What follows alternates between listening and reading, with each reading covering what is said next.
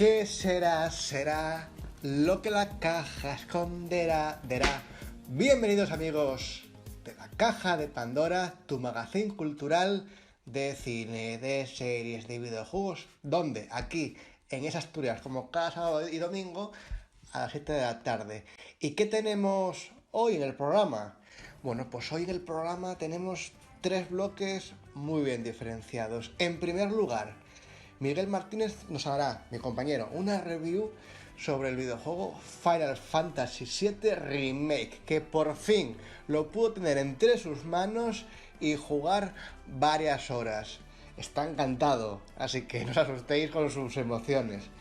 En el siguiente apartado hay mucho que contar y hemos hecho Miguel y yo una sesión Skype porque muchos rumoracos sobre el universo Marvel de superhéroes que hay a la vista. Ya las piezas van encajando, así que toca el turno de comentar. Y por último, Roberto García nos hablará en la Asturias Desvelada del destripador de Muñón en el concejo de Lena.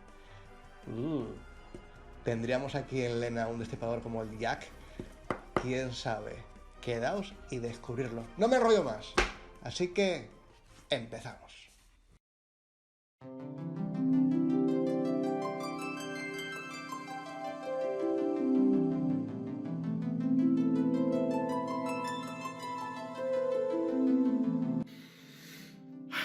¿Qué tal? Bueno, pues aquí estamos, en mi humilde moradita, en una habitación, una de mis habitaciones, donde, bueno, pues tengo el ordenador y tengo todas las cositas, no todas las cosas frikis, pero la inmensa mayoría, donde hago vida, ¿no? De dormir y de descansar y de jugar y de todo, ¿no? En fin, bueno, yo desde el confinamiento, que estoy aprovechando pues para repasar pelis, series y sobre todo videojuegos. Ya hace unas cuantas semanas os había hablado, os habíamos comentado en el programa sobre Final Fantasy VII Remake, habíamos puesto la intro, habíamos comparado con la intro del juego antiguo, del juego clásico. Y bueno, pues en estos días, pues el juego que salió el día 10 de abril ya cayó en mis manos y por lo tanto ya lo he podido jugar y disfrutar. Todavía no lo he acabado, estoy prácticamente por la mitad más o menos, pero no podía evitar, no me podía aguantar sin, pues contaros mi primera impresión sobre el mismo y un poquito hablaros de él, de todas las cositas que me han llamado la atención, hacer una pequeña crítica, análisis primigenio y luego ya cuando lo acabe en un futuro, dentro de unos cuantos programas, podremos incluso comentar y debatir sobre las diferencias que ya parece por la trama, lo que estoy viendo, que va a tener en relación al Final Fantasy VII original, que son diferencias que no es que cercenen o cambien cosas de la historia original, sino que más bien yo diría que añade más contenido a la historia original y hace unas pequeñas modificaciones pues para darle un poco más de... No lo sé, veremos a ver. No quiero meterme en esos berenjenales, vamos a hablar de lo que es el juego en sí como juego y la trama más adelante lo hablaremos. Final Fantasy VII Remake está muy esperado, muchísimos años esperando por él y finalmente llega, como habíamos ya hablado hace unos programas, de una forma exquisita por la intro, que era una pasada. Bueno, pues el juego no desmerece en absoluto a esa intro y es una delicia total y absoluta. El juego es un regalo para los fans más nostálgicos, ¿no? Digamos que todo él es un homenaje, bueno, el juego es una oda a la nostalgia, ¿no? Es un juego que, con todas las novedades que tiene, tanto gráficas como técnicas como argumentales, sin duda homenajea mucho al juego original y a los fans les regala muchísimos momentos inolvidables con escenas, guiños y evocaciones al pasado verdaderamente espectaculares. Vamos a ir por partes, ¿vale? Vamos a empezar un poco por la trama. La trama yo llevo más o menos unas 10, 12, 13, no me acuerdo ahora mismo cuántas horas llevo, ¿vale? Más o menos voy por hacia la mitad de la trama principal. Y por lo que puedo ir viendo, os imaginaréis que la historia la conozco perfectamente, la del juego original. Y bueno, pues prácticamente lo que estoy viendo es que lo que hace este juego, este Final Fantasy VII Remake, es recoger la misma historia, o sea, es fiel en ese sentido, recupera la historia que conocemos, pero les va metiendo elementos diferentes que complementan esa historia. Pues desarrolla un poco más a los personajes, mete o alarga tramas, muchas cositas secundarias, el tema de explorar y de, bueno, pues insisto, desarrollar a los personajes más allá de lo que veíamos en la trama principal. Ya os digo, en ese sentido yo creo que el juego está funcionando muy guay, porque eso respeta la historia original. Vemos elementos clásicos como... que todos recordamos, y momentos concretos de la historia que son inolvidables, y eso se agradece, ¿no? Que el juego no haya olvidado eso, no hayan hecho una cosa completamente nueva, sino que es verdaderamente un remake, aunque con cambios importantes, como digo, añadiendo cosas a la trama, ¿no? El sistema del juego, pues es muy importante, porque esto es algo que yo personalmente no tenía muy claro desde que se anunció el remake, y debo decir que me ha sorprendido para bien, porque me ha gustado muchísimo. Es decir que, bueno, yo he seleccionado el modo clásico, puedes seleccionar diferentes modos, y yo he seleccionado el modo clásico, que, bueno, pues mezcla un poquito elementos del machacabotones, por decirlo de alguna manera, clásico, tipo Kingdom Hearts, por decirlo de alguna manera, o Final Fantasy XV para algunos otros, más cercano a este, con los elementos del juego clásico por turnos, de forma que tú efectivamente llegas a los muñecos, a los villanos, les pegas espadazos, hostiazos, vas luchando contra ellos con golpes, con combos y todas estas cosas, pero esa libertad de movimientos que tienes con esos ataques, realmente debajo de, digamos, tu barra de vida, tienes las barritas BTC, las barritas de carga, que te permiten acceder al turno, por decirlo de alguna manera, ¿no? En este caso el turno, en lugar de ser un turno estático que estás parado y estás esperando a hacer la acción, lo que hace es abrirte un menú mediante el comando, en este caso la X, o incluso con los comandos rápidos o atajos, bueno, pues abrirte un menú con las diferentes opciones, como las habilidades, los objetos, la invocación, en fin, lo que en ese momento preciso tengas que utilizar, ¿no?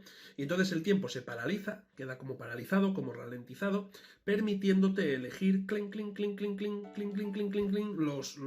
las opciones o el comando que quieres ejecutar en ese momento. Incluso con un juego de Rs puedes pasar entre personaje y personaje para que planificarles también los ataques de ellos. Pues por ejemplo que Cloud cure a Aeris porque está jodida, que Tifa, por ejemplo, haga un ataque límite y que Aeris haga un ataque mágico de rayo. Entonces todo eso lo puedes programar vuelvo a repetir, durante el combate, que queda como pausado, y lo haces, pero de una forma muy intuitiva y muy dinámica, muy rápida, para que tampoco pierdas ese dinamismo, ese frenesí, esa acción del combate en tiempo real, ¿no? O sea, creo que ha sido un sistema de combate acertado.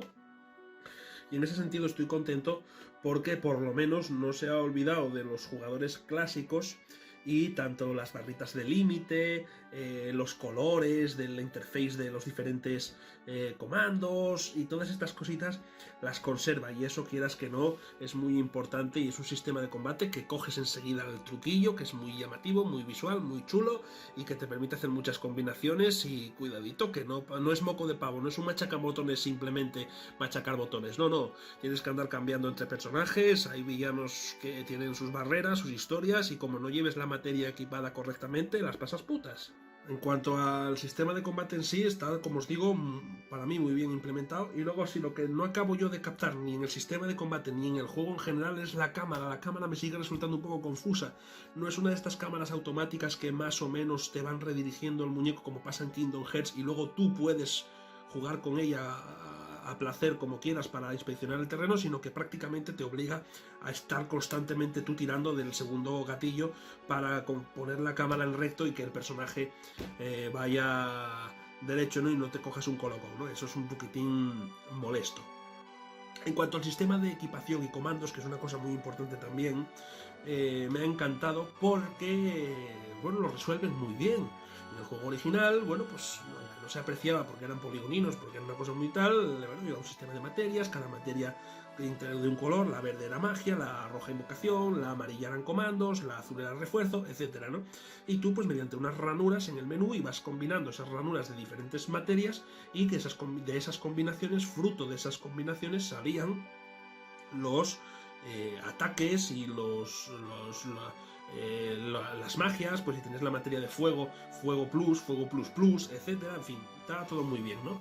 Pues en este nuevo juego, evidentemente, ese sistema no podía valer porque cambia todo el sistema, pero sí que recuperan el rollo de las materias que suban de nivel, recuperan el rollo de que las materias se equipan en las armas y los accesorios, de hecho muy bien hecho porque puedes tú ir desarrollando las armas, mejorándolas, haciéndoles, para que me entendáis, más agujeritos para meterles las materias, les das habilidades extras a las armas, recuperan todas las materias. Yo pensaba que los de comandos, o sea, las materias amarillas, no las iban a recuperar, porque claro, en el juego original eran materias básicas, era atacar, gesticular, robar, etcétera, ¿no? Eran comandos del juego, pero en este caso yo pensaba que no las iban a recuperar, pero sí, las recuperan como habilidades. Entonces tienes todas las materias que tenías en la clásico y las tienes aquí, al PM arriba, a Bit arriba.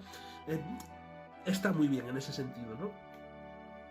Y aparte, pues bueno, pues es que te puedes pasar horas en la mejora de armas y en la organización de materias y en combinar esta con la otra y tal. O sea, en ese sentido han sabido resolver muy bien y adaptar el tema de las materias, adaptarlas de alguna manera al sistema de juego que ha cambiado en esta entrega, ¿no?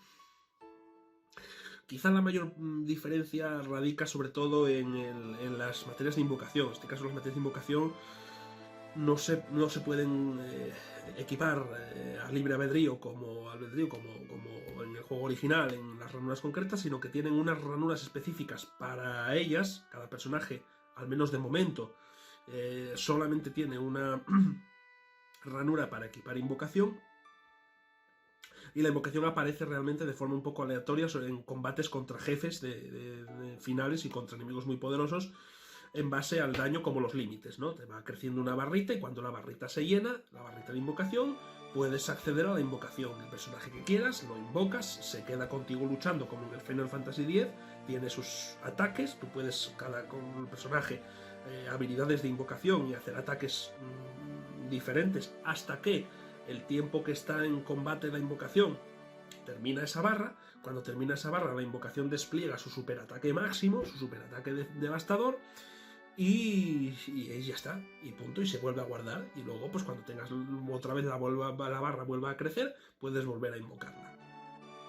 Entonces es lo único que me sorprendió un poco, porque no puedes jugar con esa libertad que te permitía de que varios personajes tuvieran varias materias, en fin, no puedes jugar con esa libertad, pero aún así está bien. También me parece interesante o inteligente, y esto es muy de Tetsuya Nomura, el rollo de cómo se consiguen y de cómo, bueno, pues batallar contra enemigos de mayor nivel y adquirir materias nuevas y las materias de invocación. En este caso, pues la mayoría de estas cosas pues tienen lugar en una especie de realidad virtual o coliseo virtual, llamémoslo X, donde, bueno, pues un personaje X crea las materias en base a los combates que tú haces contra Shiva, contra Ifrit, contra quien corresponda, les derrotas y entonces se te genera la materia oportuna, ¿no? En fin, un sistema que tampoco quiero yo desvelaros mucho porque es un sistema muy chulo y que, bueno, pues enseguida lo cogéis. Después, nada, el sistema de menús, el acceso a los menús, que es también muy importante, que sea rápido, intuitivo, que no sea engorroso, es también muy bueno porque es intuitivo, te permite mucha interacción y colocar cosas de forma automática, tienes muchos stats para modificar, muchos accesorios que te permiten subir la defensa, la fuerza, no sé qué tal. Hay mucho juego. De hecho, el sistema de combate y el rollo, yo estoy jugando en el modo clásico y tal, pero un juego más en una complejidad, en una dificultad un poco mayor, es un juego que tienes que andarte con cuidado porque cada personaje tiene unas características propias, las materias de curación suben stats a personajes como Aeris que tiene más rollo de curación, que a lo mejor de Cloud que es más de ataque, las armas tienen también su habilidad oculta, también tienen una serie de elementos complejos que yo pensaba que no iban a ser tan complejos y la verdad que tiene su miguilla y su chicha para desarrollar, cuidado. Y lo mismo, el desarrollo de las armas, lo mismo, te permite subirles el ataque, la defensa, las ranuras, etcétera, ¿no? Con un sistema muy chulo, muy intuitivo también, muy guapo y que también puedes automatizar, porque reconozco que la verdad yo lo puse manual y es telita. En cuanto al diseño en general del juego, el diseño es bellísimo. Yo me paso horas solamente paseando por los escenarios, viendo los lugares, los sitios emblemáticos del juego original, hablando con toda la gente, que las ciudades están vivas, con un montón de personajes, todos con sus diálogos diferentes, hablando entre ellos, comportándose de forma diferente.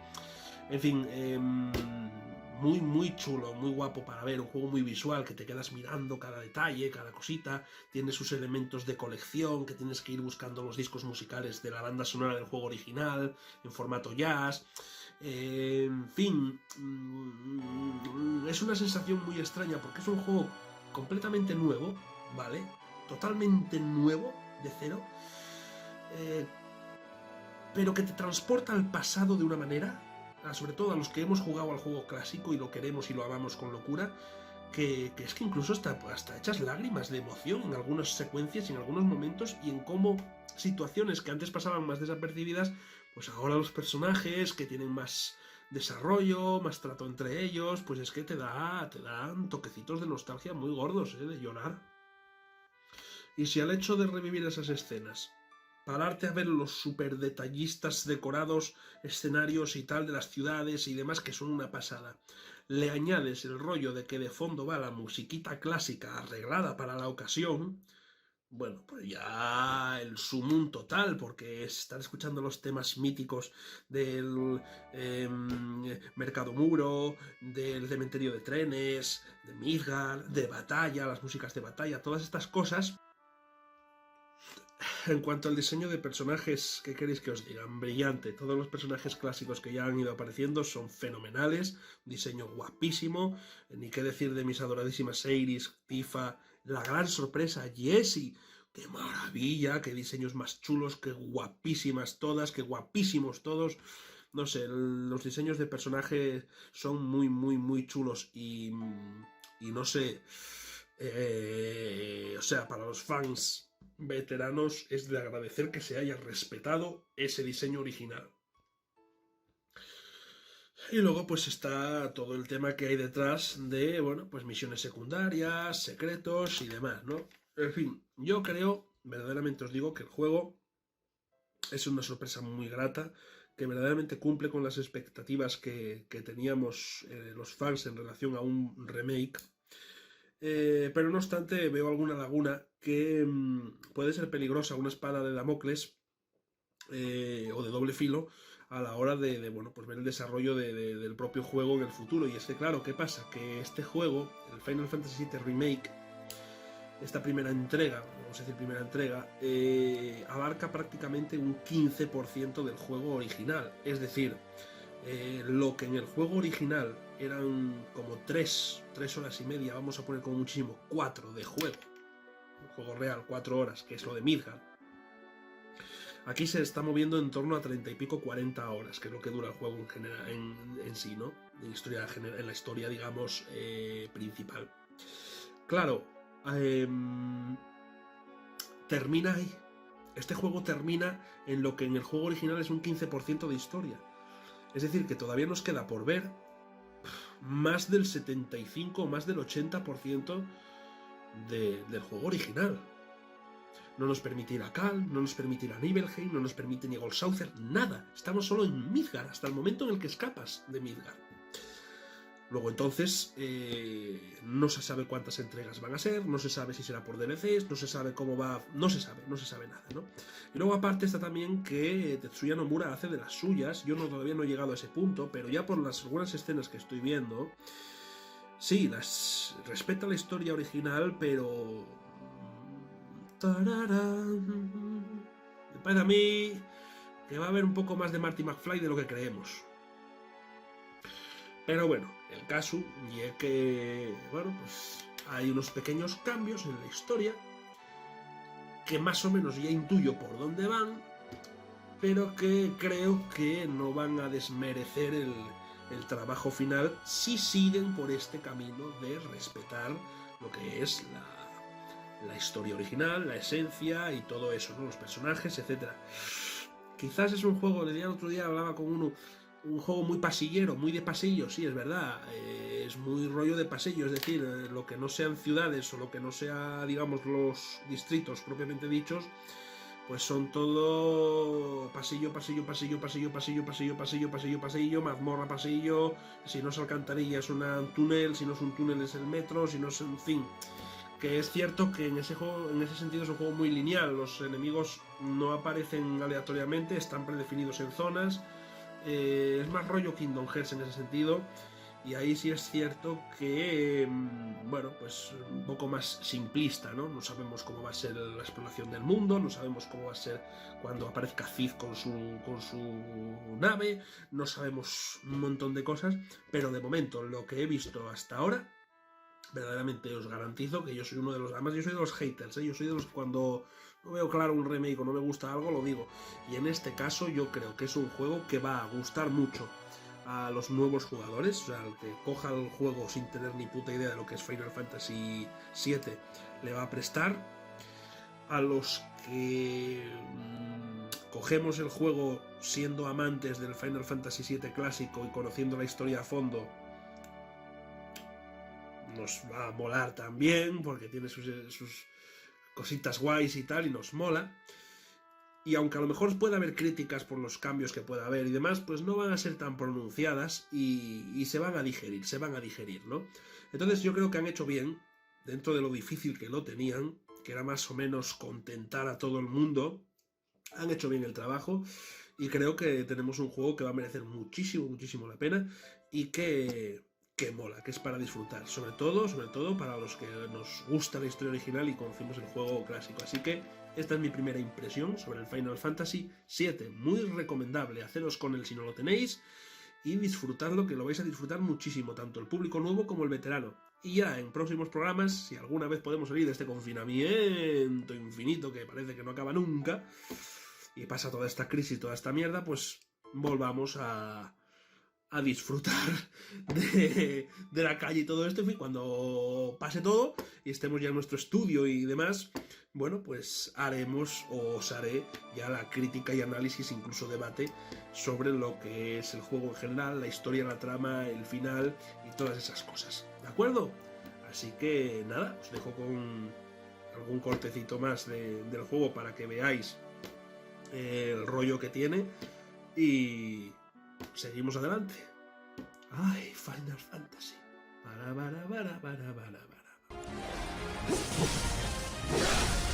Let's do this. You're mine. Go away!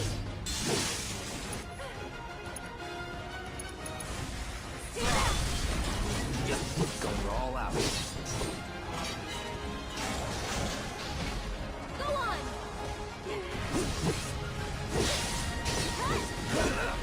Take it from here. I'll do what I can. Fight through it.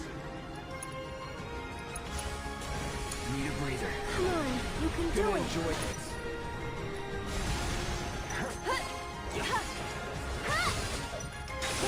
This one's for you!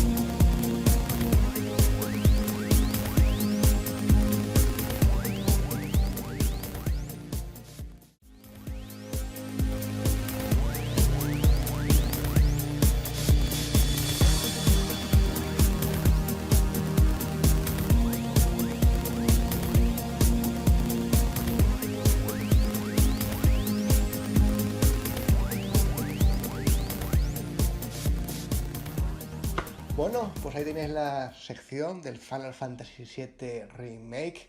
A ver cuándo yo también lo puedo coger entre mis manos y echarle unas partiditas. Así que nada, vamos a pasar con esos rumoracos de Marvel, que vienen muy cargados. Y encima hay un esquema que os va a ilustrar muy bien por dónde van a ir los arcos argumentales del universo Marvel.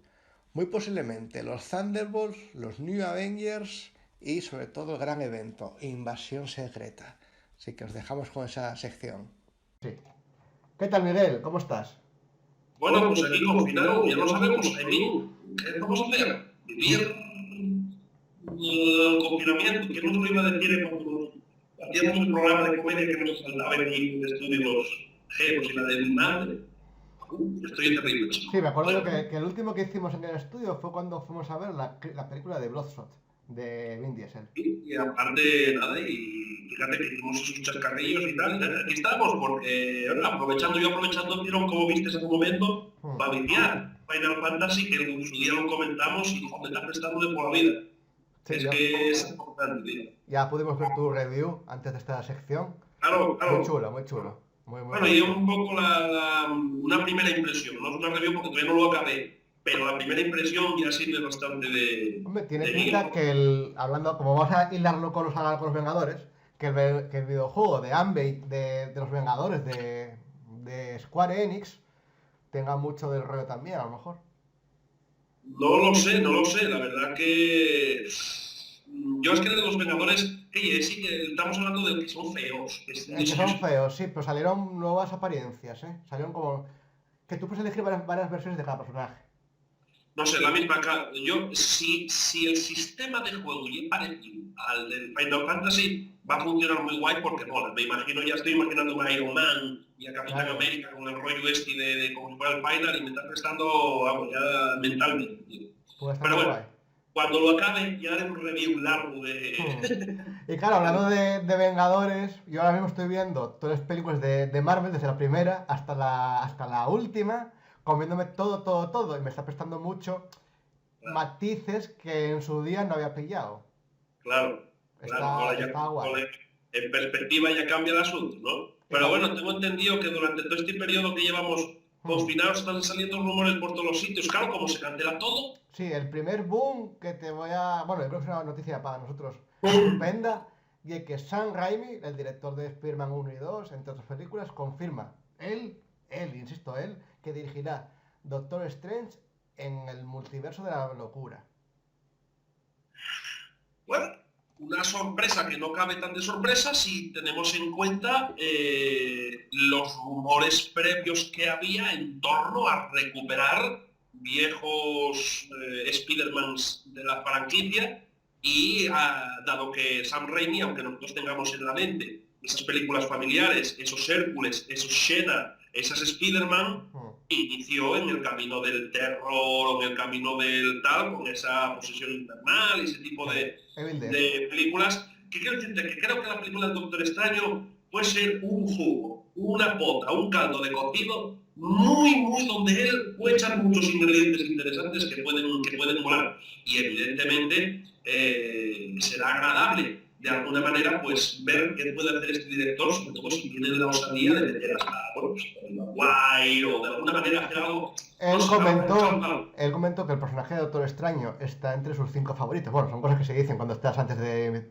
hacer una película, ¿no? Pero bueno, que después de Spider-Man y algunos más por ahí, que está entre sus 5 más favoritos. Y que... Bueno, la segunda película de Spider-Man no caben. Eso es. Cuando el tipo estaba haciéndose aquello del sol, de la energía aquella chunga que se iba a ir a tomar todo por culo, comentaban lo de Doctor Extraño. De hecho, hay una teoría que me gusta muchísimo, que si son inteligentes podría quedar del cine, y es precisamente que en estos multiversos y en esta historia, el conectar de alguna manera, que lo que haga Doctor Extraño de alguna forma en esta película pueda conectar precisamente con esos momentos en los que veíamos aquel caos del Doctor Octopus y tratando de... En fin, no sé, pueden ser cosas muy interesantes. Y la pregunta es, ¿le van a dejar vía libre? O sea, ¿le van a dejar hacer su película? No, O... ya hace tiempo, mira, ya hace tiempo que Marvel, los directores que entren en Marvel, yo ya hace tiempo que ya detecté que Marvel no les deja actuar a libre albedrío, cuidado. Sí que les deja un margen muy grande de actuación a nivel género. Es decir, tenemos casos como Taika Waititi, que ya ves el tipo de películas que hace, el tipo de tono que hace. Tenemos otro caso, también lo tenemos en el caso no me sale ahora mismo el nombre del director de Ant-Man. Es una comedia, al uso, una Edward comedia. Wright, ¿no? Edward Es, Wright. exacto, Edgar Wright es una comedia pura y dura y no hay mucho más que rascar. Pero sin embargo, si te das cuenta, aunque sean películas que los directores pueden ellos, bueno, más o menos tener su creatividad, incluso los actores pueden parafrasear. Paul Rudd es uno de los que edita el guión para adaptarlo un poco al personaje.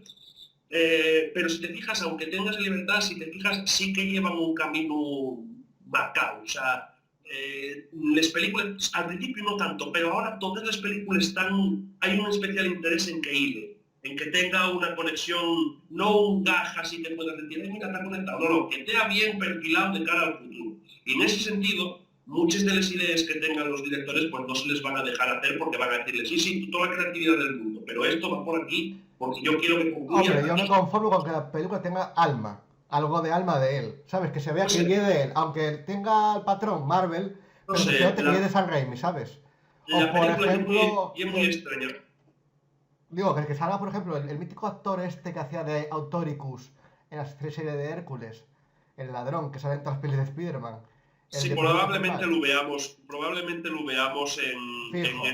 en esta nueva, porque de la misma forma que vamos a ver, esto es muy sencillo, gente. Al final es todo elucubración, pero hay que partir de la base que ya se ha recuperado a JJ James. Mm, Ya partiendo de ahí de que se ha tomado la decisión de recuperar un personaje como era JJ, el mismo actor, Casinos, no es descabellado pensar que de alguna forma se recupere también alguno de esos personajes, como es el caso de este señor, que podría perfectamente pasar a tener esos cameos en el mundo Spider-Man tan mm. divertidos que tenía él.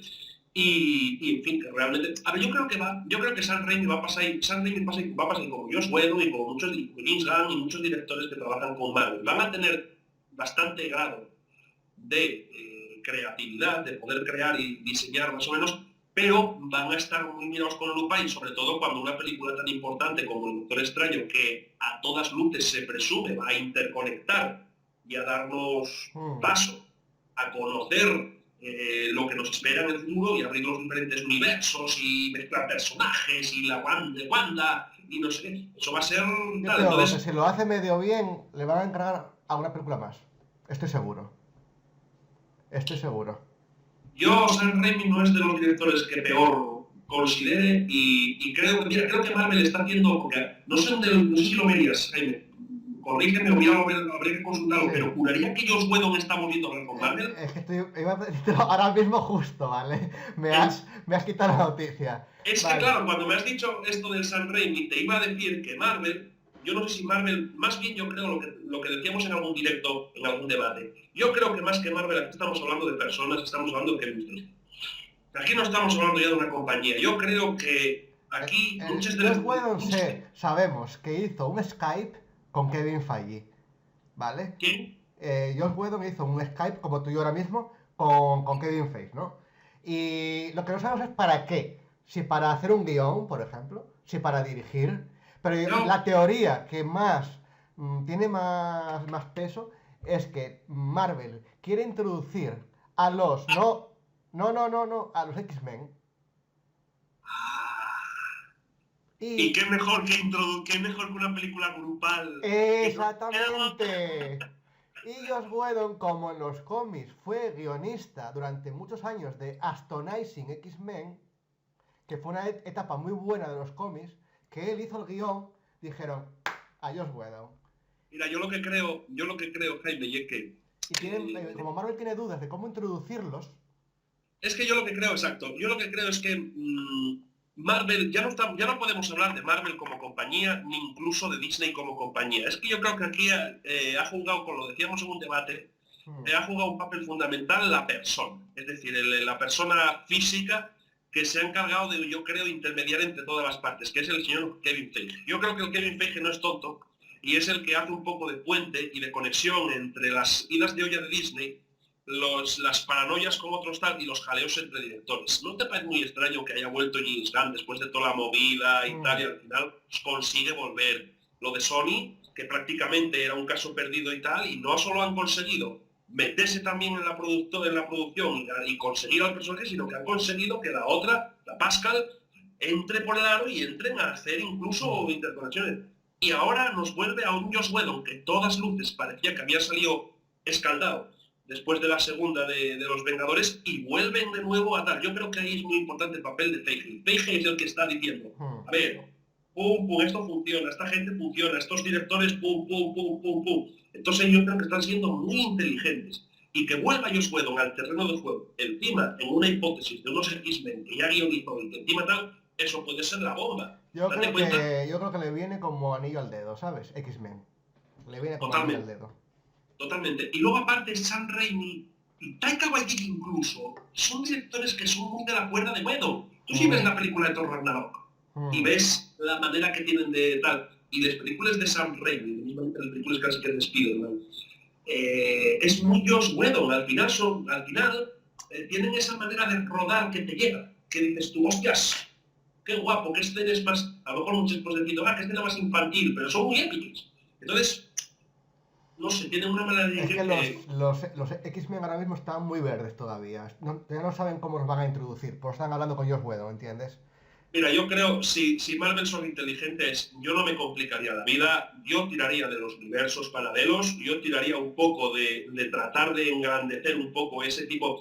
Ya tenemos la parte, yo creo que Marvel ya tiene clara la parte cósmica, por decirlo de alguna manera. Entonces no tiene problema, porque ya con Guardianes, con Thor y todo esto, la futura Capitana Marvel, yo creo que esa parte la tiene cubierta. Luego tengo, Miguel, hay un esquema que vas a comentar, y si no da tiempo en esta sección, se puede hacer para el Facebook como material extra, porque está muy interesante. Entonces te comento, ¿vale? Para ir avanzando. John Krasinski, que es el marido de esta moza, joder, se me olvidó, el de A Quiet Place, Un lugar tranquilo, el director de Un lugar tranquilo, que sale con... a ver si te digo el nombre de la mujer también. A ver, Un lugar tranquilo. Busca, porque al final, ya que tenemos acceso ahora... Un lugar tranquilo. Ella y Emily Blunt, joder. Emily Blunt, joder, claro, sí. Vale, pues John Krasinski es el marido de Emily Blunt, que sale con ella en esta película. Pues Marvel Studios, Kevin Feige, habló con John Krasinski y nadie sabe para qué. Pero todos los fans quieren que John Krasinski y Emily Blunt sean Reed Richards y Sue Storm. Claro. Entonces quieren que sean ellos los protagonistas, o que además de eso John Krasinski sea el director, porque sabe dirigir y ser actor a la vez. Claro, no sé, ahí abrimos un interrogante. Yo creo que sería muy interesante esa combinación. Yo creo que meter personajes es fundamental. Necesitamos ya a los Cuatro Fantásticos y a los X-Men de Marvel. Eso está claro que lo necesitamos. Claro, sucede que son personajes muy ligados a los orígenes del universo ya construido. Es decir, ya no los puedes presentar como iguales, entiéndeme cuando digo iguales, a Tony Stark, en el caso de Reed Richards, o Xavier. Ya no puedes en esa esfera, porque ya ha pasado lo de Thanos, ya pasa tal, y ya no vienen desde el inicio, como en los cómics. Aquí solamente veo dos posibilidades. Una opción, que sería la de los universos, introducir, quitar los personajes, quitar los X-Men, puede ser interesante introducirlos profundizando un poco en el rollo cable, viajes en el tiempo, esa trama un poco de los X-Men y de alguna manera algo así. Y luego no veía muy descabellado un rumor que hubo a cierto tiempo sobre los Cuatro Fantásticos, en los que hablaban de que se desarrollaba la película de los años 60. Esa es la buena, yo creo. Y que bueno, pues Reed Richards, según las investigaciones y demás, o Doctor Muerte, que ya confirmaron que parece ser, van a presentarlo en la película ¿en qué película era? Bueno, que ya estaban, parecía que iban a presentarlo ahí, y que Reed Richards, por una investigación que estaba haciendo, acaba de alguna manera en el futuro, en la época actual. No, yo creo que queda en el mundo cuántico durante un tiempo. En el mundo cuántico. Ojo, no nos olvidemos, claro, cuidado, no nos olvidemos del mundo cuántico, que recordemos tiene una ciudad y vida, porque si no, ¿dónde venía esta Michelle Pfeiffer? Con esa espada y con todo aquello. Entonces, y interesante, yo creo que ahí, es que claro, mira, fíjate qué curioso. Creo que Doctor Extraño, y fíjate lo que te voy a decir, Ant-Man 3 van a ser vitales para que tenga... Las demás películas van a ser comparsa. Y tal, va a ser todo... Bueno, eso vamos a verlo, a verlo ahora. Eso vamos a verlo ahora. Te comento ¿Qué más porque, boom hay? ¿Qué más booms por hay, ejemplo, Jaime? Capitana Marvel 2 no va a ser una secuela como Capitana Marvel 1. O sea, no va a ser una película parecida a Capitana Marvel 1. Lo que quieren hacer es como con Capitán América, que hicieron una Civil War, hicieron un evento dentro de una película de Capitán América, pues quieren aprovechar la Capitana Marvel 2 para hacer un evento de invasión secreta Sí, con los Vengadores y que sea un momento de inflexión, al igual que fue el Soldado de Invierno con lo de Hydra, si te das cuenta. Porque Capitán Marvel 2 aparezcan más Vengadores en los cuales tú no sepas quién es un alienígena y cuál no. mira, yo te puedo decir que eso sería una propuesta inteligente, porque el personaje de Capitana Marvel llega en una configuración muy difícil. Es un personaje que ahora mismo tienes que desarrollar de una forma muy compleja. Has presentado la película en los 90, has presentado el personaje con mayor o menor acierto, Hmm. lo has presentado yo creo que con acierto en la épica conclusión de los Vengadores, y ahora hay que seguir desarrollando este personaje. Y claro, y es muy complicado, porque claro, tienes pesos muy... En el mundo cósmico ya tienes a Thor, ya tienes uy, espera que voy a abrir la puerta de la casa. Vale, tranquilo. Luego todo se edita esto. ¡Sal, gatita! Ahí. Y ya está. Y no hace falta que lo dices, si no quieres. Bueno, mira, hemos visto la cocina de Miguel al fondo. Claro. Bueno, el caso Jesse, tío, sería una decisión inteligente. Sí. Una decisión inteligente porque es un personaje muy difícil de tratar. ¿Qué tratas? ¿Qué aventura vamos a meter a este personaje y qué trama le vamos a poner detrás? No lo sé, yo creo que sí, sería interesante, dado que a todas vistas parece ser que va a ser la lideresa, de alguna manera, de los Vengadores futuros, o va a ser la encargada a nivel, bueno, pues de jefa de equipo, porque es el único personaje, nos guste o no, que ahora mismo tiene dotes de líder a la hora de pasar a la acción directa. No hablo de Doctor Extraño porque Doctor Extraño no pasa acción directa, Doctor Extraño es como más místico, pero a la hora de campo de batalla, de terreno de combate, el único personaje que ahora mismo yo veo hoy por hoy en el universo Marvel que pueda liderar nivel Capi un equipo nuevo y era Capitana Marvel, porque ¿quién pones? ¿A Ant-Man? ¿A Spider-Man? Pues hablando de un equipo nuevo, como tú dices, en esa película se presentarían al final los New Avengers. Los nuevos Vengadores. Claro, Tendría lógica. claro. Tendría lógica y sería un buen punto de partida para seguir desarrollando el Spider-Man que en algún momento llegará a formar parte de esos Vengadores e incluso ser el líder, ¿no? Es que hay muchísimo... lo bueno que tiene ahora mismo el mundo del universo de cine de Marvel es que puedes expandirlo por donde quieras.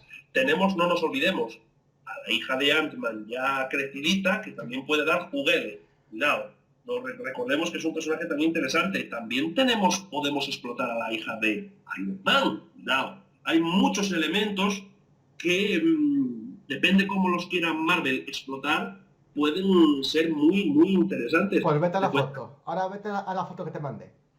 La tengo aquí delante. Vale, tienes la foto, ¿no? Voy a poner a John grande aquí. Vale, de izquierda, en la parte de arriba, en las columnas, tenemos películas o series. Y en la parte de abajo tenemos teorías de tramas. ¿Vale? O de eventos o lo que sea.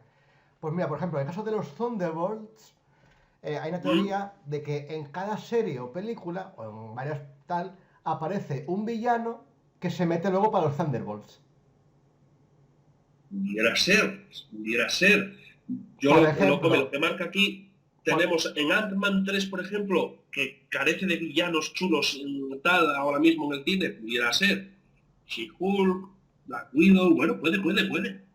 Claro, por ejemplo, yo creo que en Falcon and the Winter Soldier, ese que sale como de Capitán América, que se llama US Agente, que ese US Agente lo fichen para los Thunderbolts.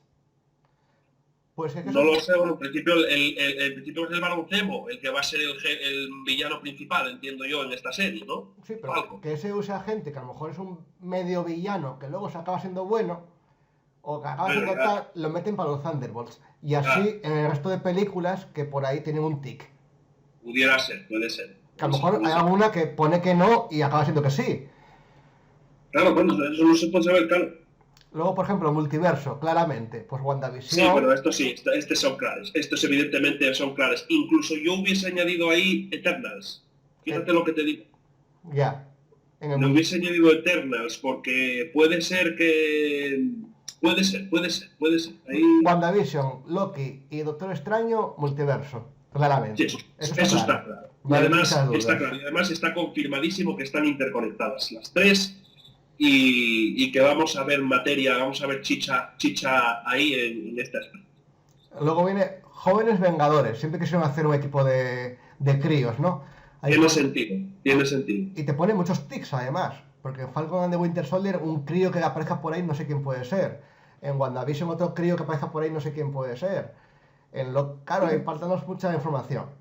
Es que falta mucha información porque tampoco sabemos cómo son exactamente las series. Lo único que sí que te puedo decir es que estoy de acuerdo con el TIC sería Focal. Porque evidentemente tenemos a la hija claramente como futuro de ese personaje. Eso fijo. Y luego evidentemente la Capitana Marvel pues nos puede presentar algún, ¿por qué no? Como es universal, va por todo el universo, puede perfectamente presentar un personaje. Ant-Man 3, la hija, está claramente un importante y destacable factor a tener en cuenta. Y luego, pues, Espera, que a lo mejor Loki acaba siendo un niño. Que puede ser mil teorías. También te digo una cosa, me extraña que no se hayan marcado tampoco en Spider-Man, porque Spider-Man, mal que nos jode, es un joven vengador. También. Y no aparece. A lo mejor sea el líder en los pequeños y que en los mayores sea un secundario. Claro, tú date cuenta que los Vengadores tochos, tienen que ser ya tochos. Ahí yo creo que el futuro pasa... Mira, el futuro de los Vengadores siguientes tiene que pasar por incorporar a los clásicos Hank Pym, no Hank Pym, sino en este caso a Scott Lang y a la mujer, a Avispa Nueva, tienen que formar parte de los Vengadores que salgan del futuro porque es una cosa lógica. La Capitana Marvel tiene que ser evidentemente la que lleve un poco la batuta en ese sentido o la que esté también metida ahí. Los otros, la verdad que puede ser unas combinaciones, Doctor Extraño debería de estar, pero no lo veo tanto en acción. O sea, Doctor Extraño no lo veo en batalla. Doctor Extraño lo veo más... A la defensiva. En batalla directa yo veo más unos Vengadores futuros, pues a lo mejor contando con un hipotético Lobezno. Bueno, en los cómics y el Doctor Extraño el que impulsa un equipo de defensores. Claro, ojo, cuidado, otro boom, es que no nos va a dar tiempo, es que es muy exagerado. Yo leí otro boom, cuidado. Exacto, no Daredevil, sino que se estaba hablando incluso de recuperar lo que es los defensores, recuperar sin la marca de los defensores y recuperar a parte de los actores que participaron en él, Daredevil, Jessica Jones, Luke Cage. Yo omitiría al de Iron Fist. A Luke Cage lo puedo digerir un poco, si cambian un poco la manera de tal, y luego sí, pues la Jessica y el otro, pues se se rumoreaba de que pudiera ser, pero no tengo muy claro eso, ese punto, ¿eh? Bueno, si te parece, podemos dejar aquí lo que es la sección del programa y si queréis Vale. ampliar, porque esto da para hablar bastante más tiempo, tranquilamente Hacemos un express o un especial. podéis continuar viendo esta sección en YouTube porque va a ser más amplia. Perfecto, pues Vale. entonces, genial. Tenemos que dar paso a Roberto, si no nos riñe. Claro, vamos a dar paso a Roberto y para continuar viendo esta sección pasáis a YouTube que la tendréis completa porque vas a hablar tranquilamente ya ahora. Con spoilers y con todo lo que haga falta. Eso es. Venga, pues entonces vamos a la publicidad y después ya Dios dirá. No y así. Eso es. Nos vemos ahora.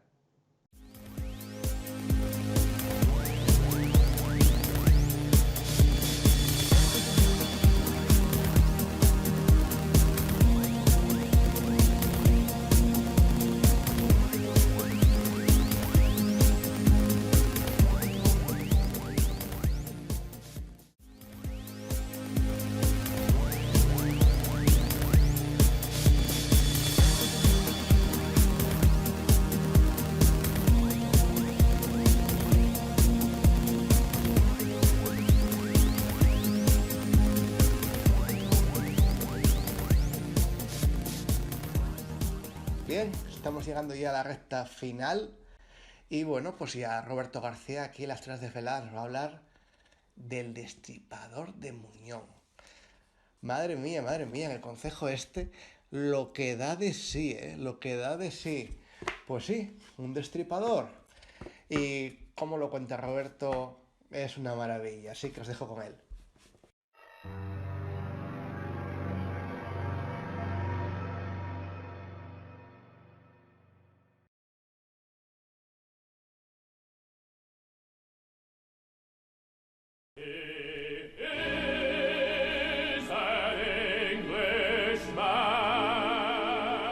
Corría el año 1888.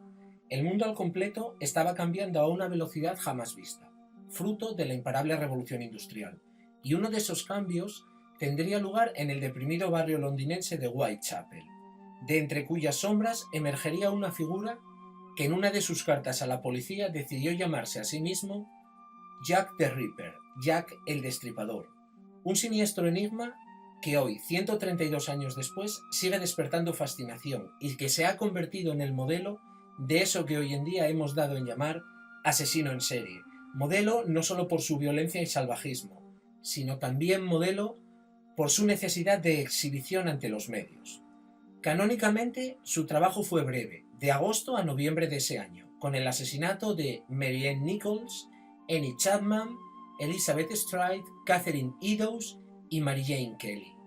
Pero otros investigadores sostienen que a esos nombres deben de añadirse los de Martha Tambran y Emma Elizabeth Smith, asesinadas en abril de ese mismo año.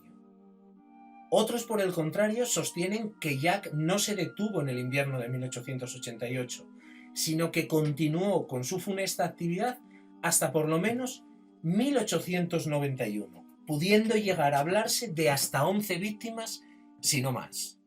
Los inspectores Frederick Aberline, Henry Moore, Walter Andrews y el líder vecinal Lax llegaron a investigar a más de 100 sospechosos, detener a otros tantos e interrogar a muchos más, en una época en que la policía, compuesta mayormente por rufianes a los que se les pagaba un sueldo para que así no delinquiesen, no solo carecía de medios, sino también de conocimientos.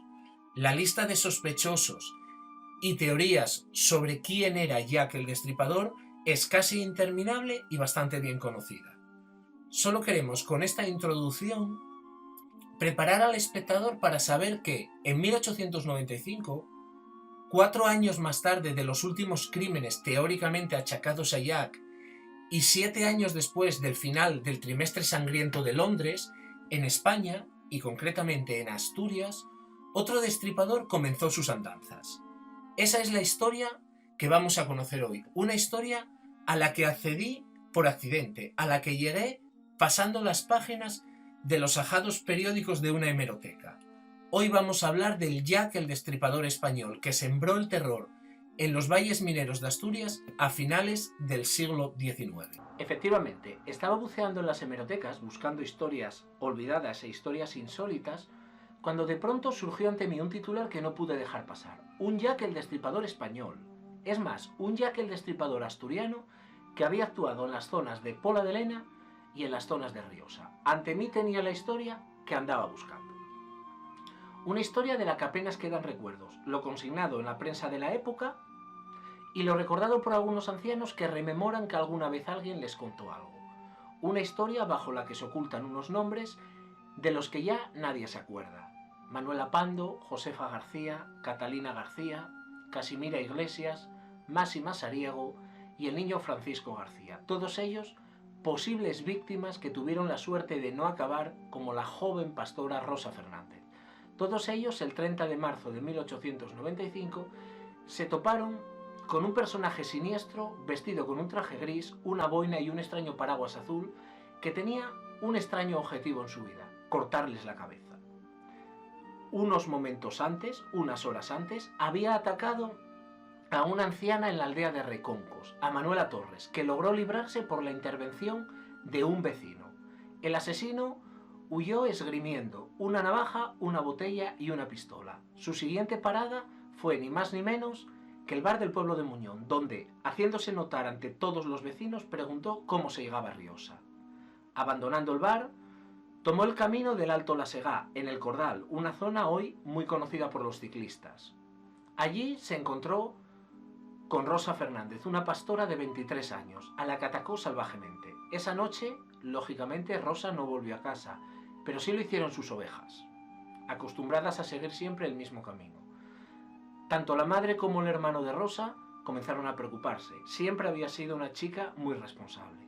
Cuando llegaron al lugar, se encontraron algo terrible. El cuerpo de Rosa yacía en el suelo, con la cabeza apenas unida al tronco por un trozo de carne y totalmente cubierta de sangre. La policía encontró algo todavía peor. A las puñaladas se les unía la violación y la mutilación. El asesino se había llevado parte de los órganos sexuales. Las primeras pesquisas se centraron en un vecino de la zona, un viejo conocido, Demetrio Sánchez Villoria, alias El Bota, que en la década anterior había matado a hachazos a su hermana y había intentado hacer lo mismo con su cuñado y su suegro, pero él no podía ser. Estaba en el penal de Ceuta, cumpliendo una cadena perpetua tras haberle sido conmutada la pena de muerte. Las descripciones de los vecinos y de las otras víctimas llevaron a las autoridades por un camino correcto. Sería en Tanes, concejo de Caso, donde el criminal, que trataba desesperadamente de conseguir un pasaje hacia América, fue arrestado. Se trataba de Francisco Martínez Incógnito, de 40 años y conocido como el Bota o el Mortera, un minero de Turón, aunque natural de Muriellos, que había servido de guardia civil en Cuba, cuerpo del que había sido expulsado por un delito de hurto. Entre el escándalo social y algún intento de linchamiento, se le ingresó primero en la prisión de Sama y posteriormente en la cárcel Fortaleza de Oviedo, donde fue reconocido por varios testigos. Su defensa cayó en el afamado abogado Juan Uría y Uría. Por desgracia, Francisco Martínez no tuvo que enfrentarse nunca al tribunal, ni mucho menos cumplir su pena. El 8 de enero de 1896 fallecía en el Hospital Provincial de Oviedo. Su crimen había sembrado el pánico en la montaña central, un crimen salvaje del que, como de otros muchos, nadie se acuerda. Un crimen del que a día de hoy solo da fe una cruz grabada en un árbol, en el lugar exacto donde perdió la vida Rosa Fernández. Y esa es, amigos, la historia que hoy quería compartir con vosotros. La historia del Jack el Destripador asturiano. Una historia que forma parte de esta Asturias desvelada que poco a poco vamos descubriendo. Y en la que la próxima semana, si lo tenéis a bien, os esperaré con otra historia también insólita, con otra historia también grotesca.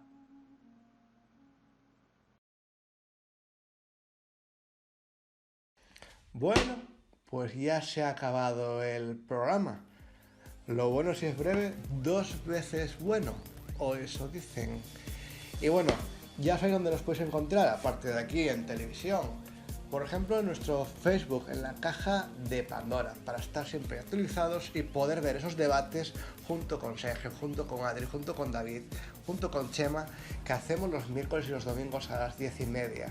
Además, los bloques de este programa los vais a poder ver en YouTube, en la caja de Pandora, a los cuales os invitamos a que deis un buen fuerte me gusta a cada vídeo, os suscribáis al canal y deis en la campanita para no perderos ninguna notificación del mismo. Y por último, si queréis más contenidos, tenéis en nuestra web www.lacajadepandoratv.com, donde veis críticas escritas que escribimos de películas, de todo lo que tenemos, pero bien en formato blog.